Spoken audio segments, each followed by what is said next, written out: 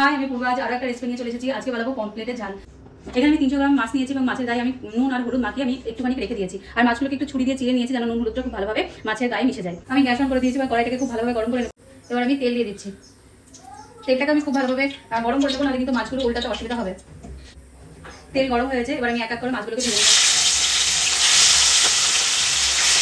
নেব। তো আমার মাছগুলো এক পাশ ভালো ভালো হয়ে এসেছে। এরপর আমি আরেকটা পাশ হওয়ার জন্য উল্টে দিচ্ছি।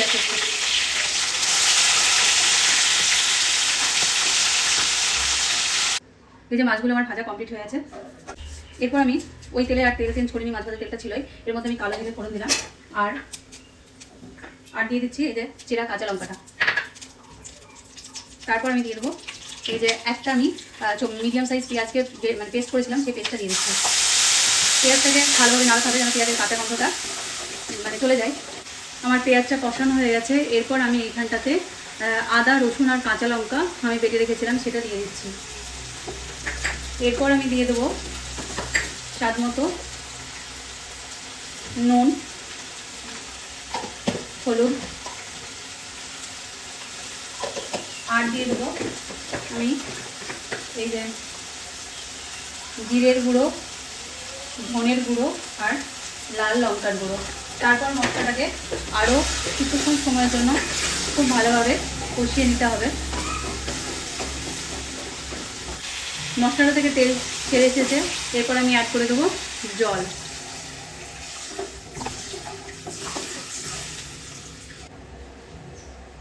ঝোলটা ফুটে এসেছে। এবার একটুখানি নুনটাকে চেক করে নেবেন, যদি নুন লাগে তাহলে অ্যাড করবেন।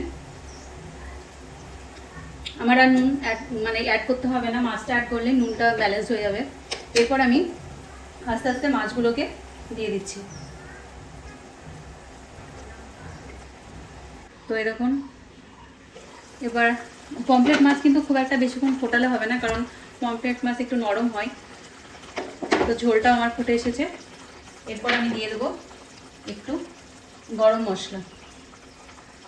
তারপর আমি দিয়ে দিচ্ছি এই যে কুচি করে রাখা ধনে পাতাটা দিয়ে আমি কিছুক্ষণ সময়ের জন্য আমি কয়েকটা মিনিটের জন্য ফুটিয়ে নামিয়ে ফেলবো। তো আমাদের আজকের রেসিপি পমফ্লেটের ঝাল তৈরি হয়ে গেছে।